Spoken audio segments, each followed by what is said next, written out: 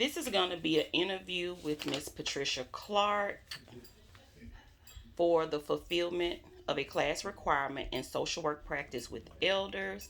Miss Clark has agreed to voluntarily let me audio record her for the purpose of my class requirement. This interview is conducted on December the 6th of 2020 at 9:50 in the AM. I have the liberty of introducing Miss Patricia Clark, and we are going to explore a few questions about her upbringing this morning. Okay, Miss Clark, would you like to state your full name for us, please? Patricia Ann Clark, Okay, and where were you born, Miss Clark? Monroe, Louisiana. Okay, and your parents' names? Margaret and Leland Clark.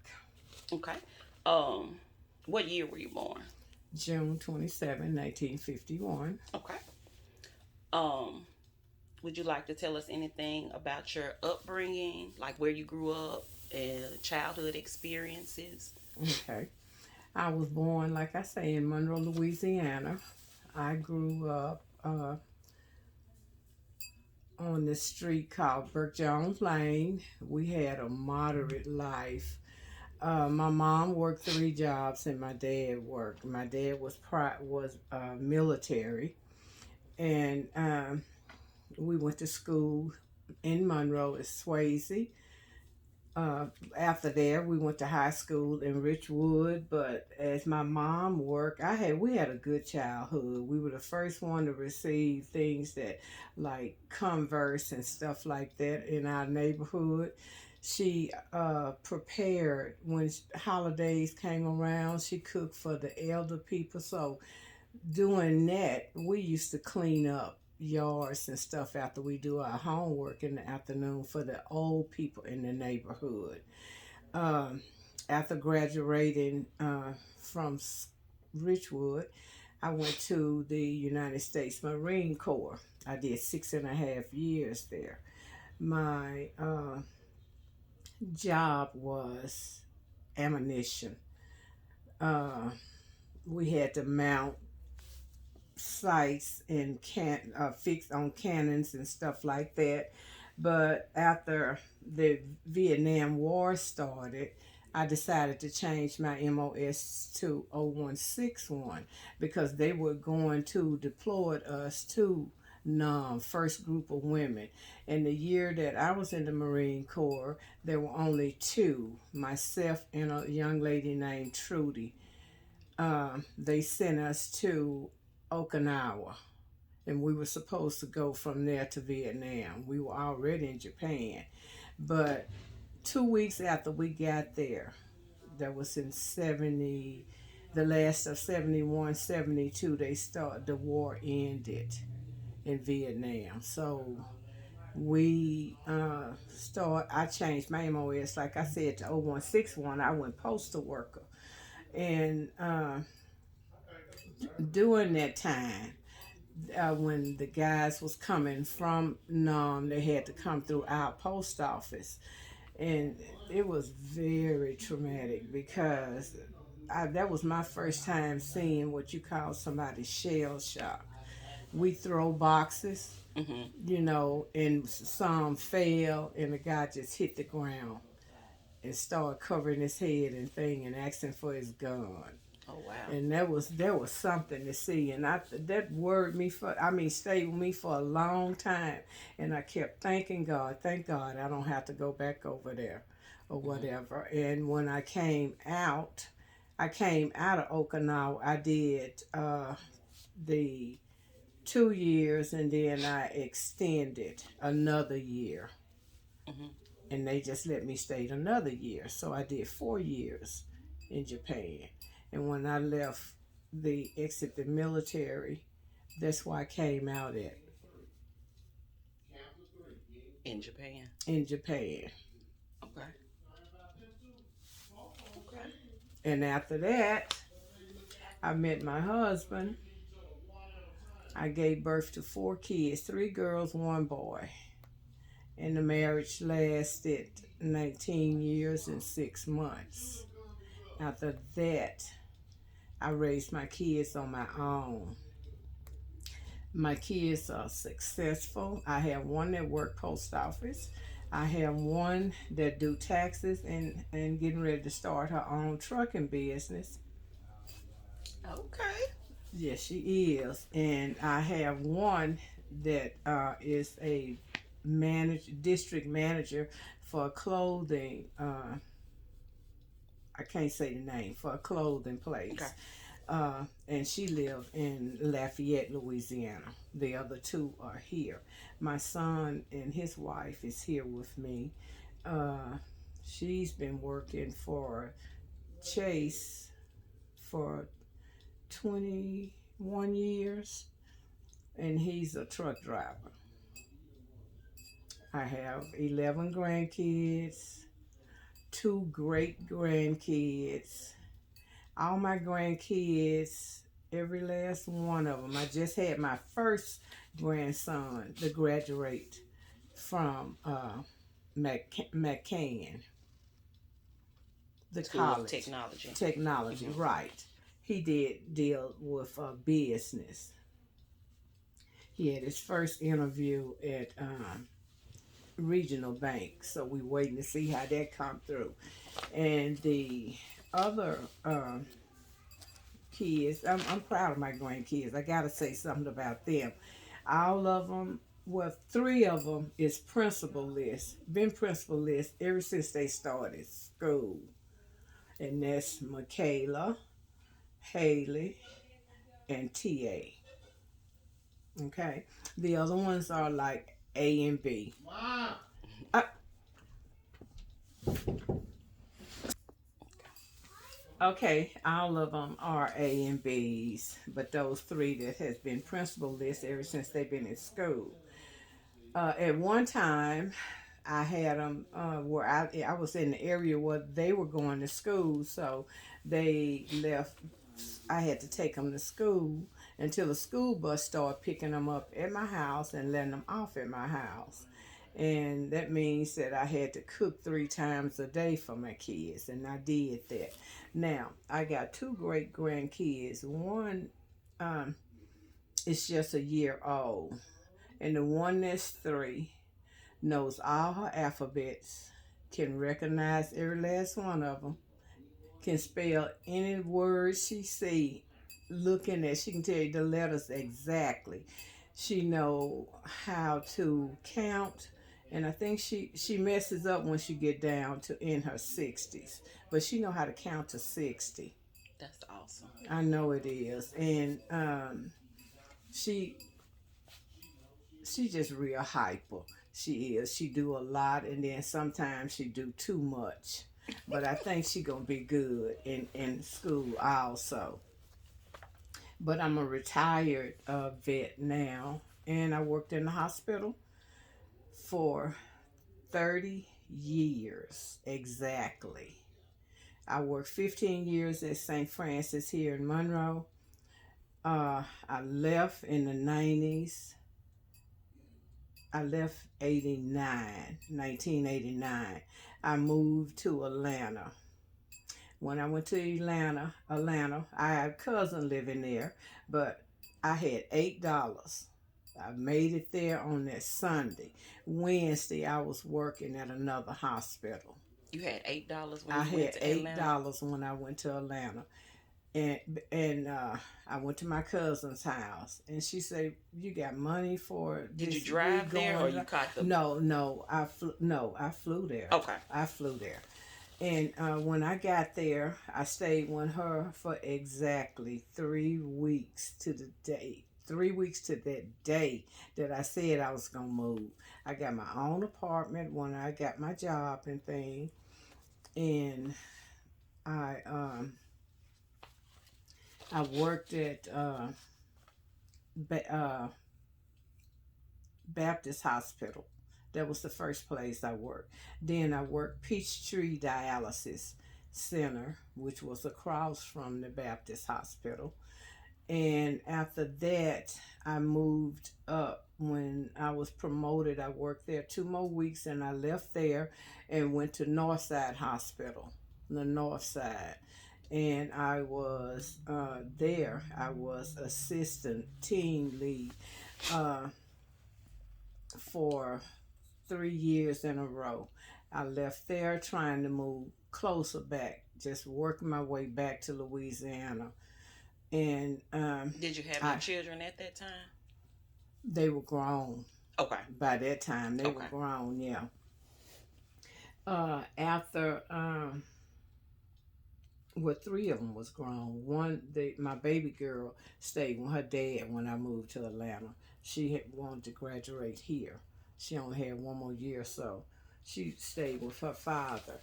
And after I left Atlanta, I came home thinking I'm gonna live here. I'm ready to come home. I stayed all night and I left the next morning going to Texas. That's when I moved to that's when I moved to Dallas. I stayed in Dallas and I got a job at a place called Presbyterian Hospital of Plano. And okay. Okay, and after, like I said, I was trying to work my way back to my hometown, but I came here and I stayed overnight. I couldn't stay. I left here at 7. It was after 7 o'clock. I can't remember what time. And I drove to Texas in the U-Haul with my car behind it. And I had another cousin. Peter was there, but I had money to get my own apartment when I got there, so I had called and made arrangements. And my cousin paid my money till I got there for a 1 bedroom apartment. So I did applications and for Presbyterian, and they called me. I had been there almost a week, not quite a week, and they called me for a job. And I went in, I did the interview, I got the job. While working at Presbyterian Hospital of Plano, I was the top collector for 4 years in a row. Nobody could beat me collecting money. And then the hospital decided to put me in a position where I trained people how to talk to people about making payments of what their insurance won't pay.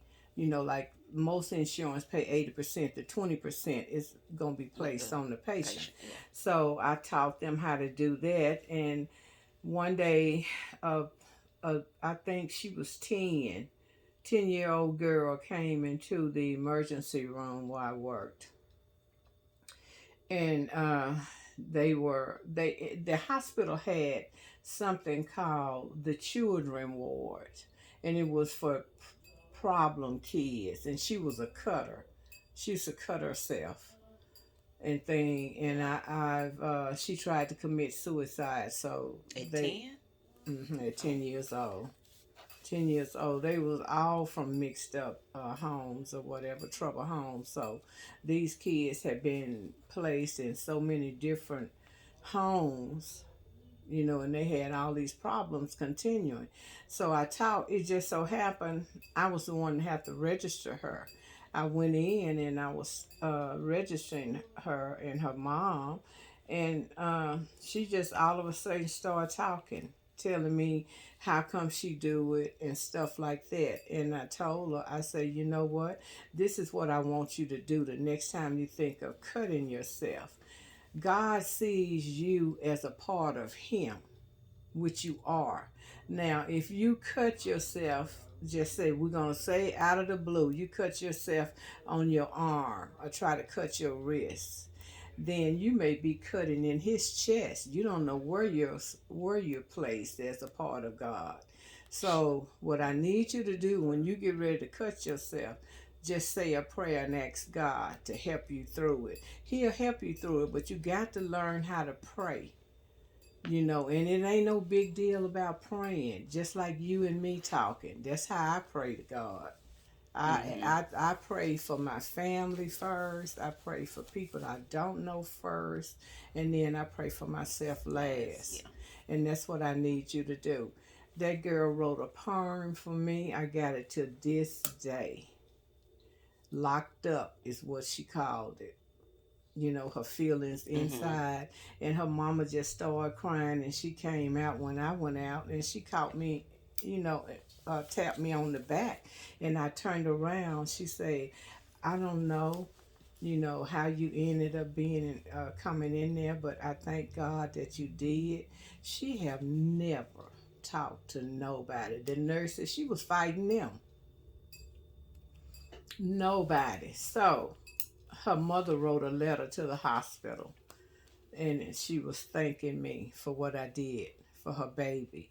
So after that, they started me to talking to the kids that was going to the center.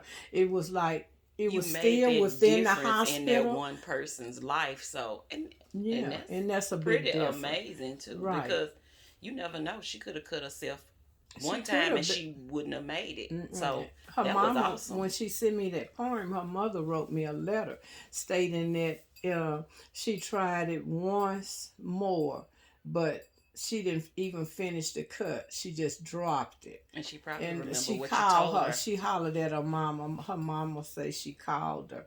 I need you. And she came in there. She asked her mama to pray for her, and they Yeah. started praying, and that just touched me so much or whatever. But I got an award for that too. And that's something that, you know, you don't look for that, because it was just something that God put in my heart to To say do. to that Yeah. child. That's all it is. But you know, I thought about what the hospital did was, wanted I had a business through the hospital for talking to those kids. I helped them while they was in the ER, but I couldn't help them after they was admitted because I had no license to do that. And they didn't. The RN told me, she said, "Don't go to school for that." Because if you go to school for it, you're gonna lose what you got, because it's certain things you cannot ask or say to a child in that, you know, And when that you're particular licensed to, type yeah. child, and you're not licensed to. Now the way I talked to him, she told me her name was Miss Ruby, Miss Ruby Scott. She said, Patricia, don't, please don't go to school and ruin it. That's something God gave you, so you keep that with you. Everybody is not a people person, and everybody just can't walk up and talk to people like that. Mm-hmm. That girl was at a serious You're right. stage, and you turn her around with just one visit, and all you was doing was registering her or whatever. She said, now if you go to school, there's certain rules you're gonna have to do, and You you're not gonna follow. be able Yeah. to do that, and it's not gonna And work. certain things you can say. And certain things you can do. So I stayed there, and then they put in where you can retire at 55 years old.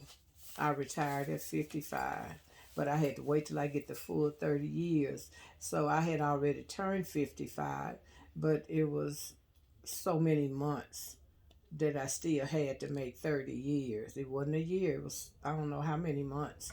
But after that, I retired at Presbyterian Hospital of Plano, and I came home. That's the year I came home, 2008.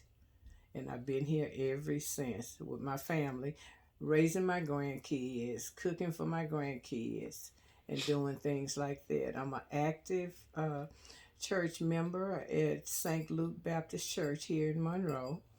My brother's our pastor, Alonzo Clark, and I am with the ministries.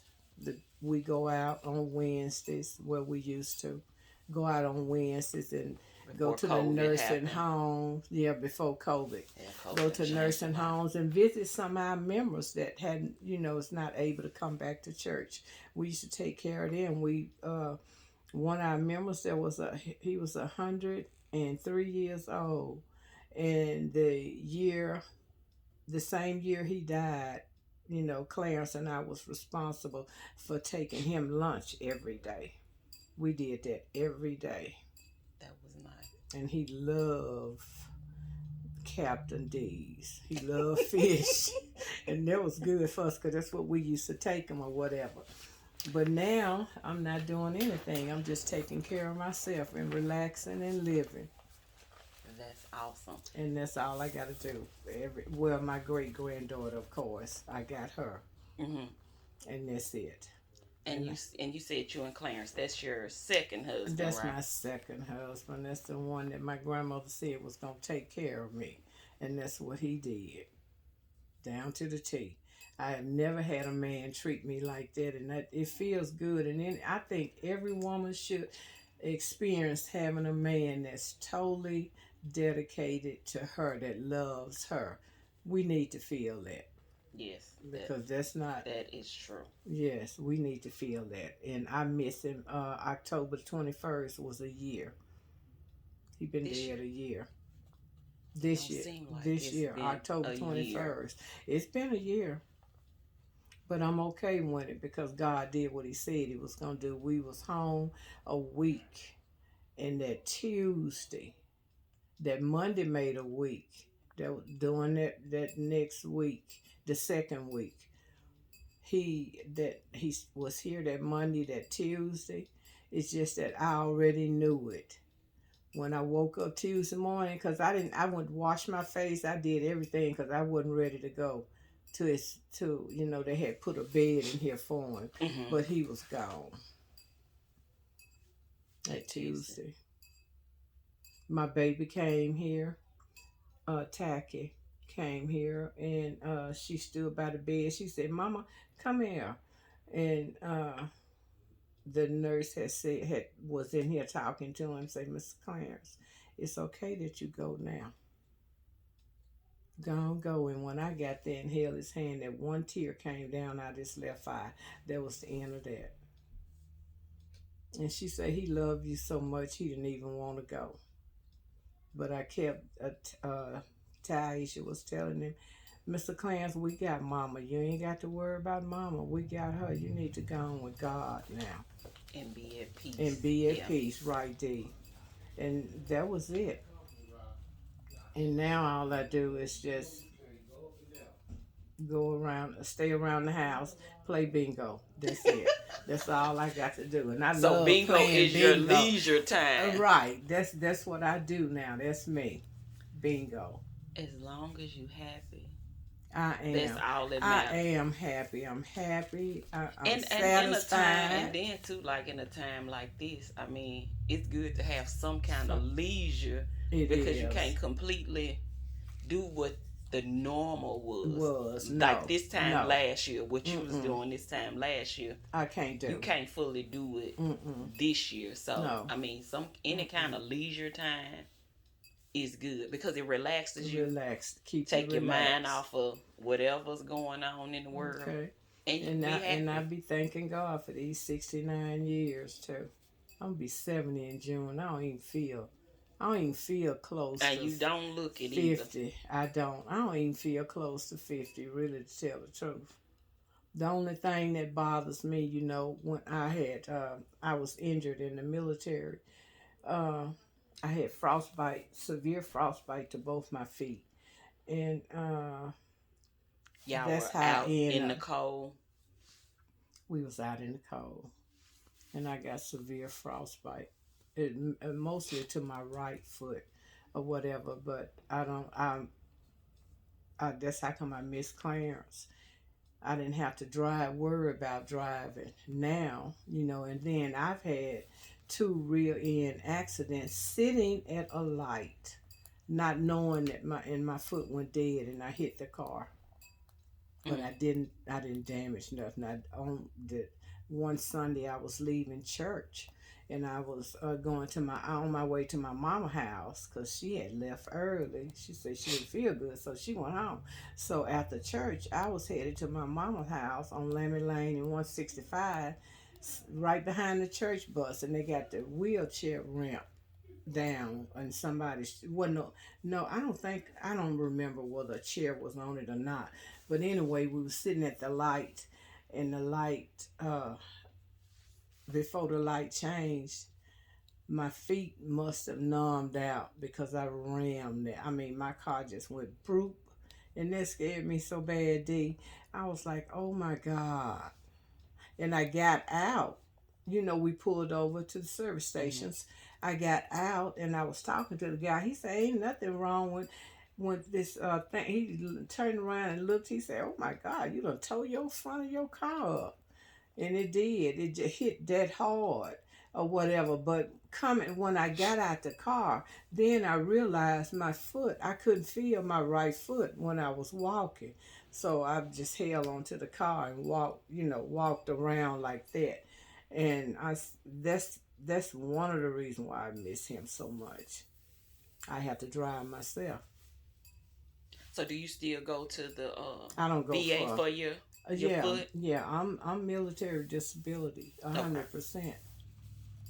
Yeah. Yeah, I still have to go and have. I got a podiatrist that take care of my foot and look out that.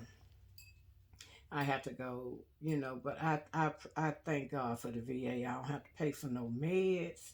They, if I have to travel, they give me gas money to travel. They give me travel pay. They take real good care of us. That's good. I know I've heard a lot that they've done and a lot of people that's having problems Oh with them, yeah. but I thank God that mine's is not like that. Well, that's good. Hmm. That is awesome. Well, Miss Clark, I think that will end our audio. I don't want to say video because it's not a video. Okay. And I want to thank you for your You're welcome, time D. and helping me with this assignment. I really do I hope you appreciate get. it. I pray for a good grade. Cause it was my Well, first this is time. gonna Well, no, it wasn't my first conclude. time. Did it? I did something like that when I was going to business college, Mm, which didn't make no sense. But whatever. Back then, back in the day, yeah. that's when Louisiana Business College was on Louisville. I had just got out of the military a year after they had put that thing there, I think. And they changed it. I think. Well, yeah, on Louisville, they've Yeah. changed a Mm-hmm. couple of that. So we are gonna. This is a. Will conclude our interview with Miss Patricia Clark, and my name is Bonetta Spears.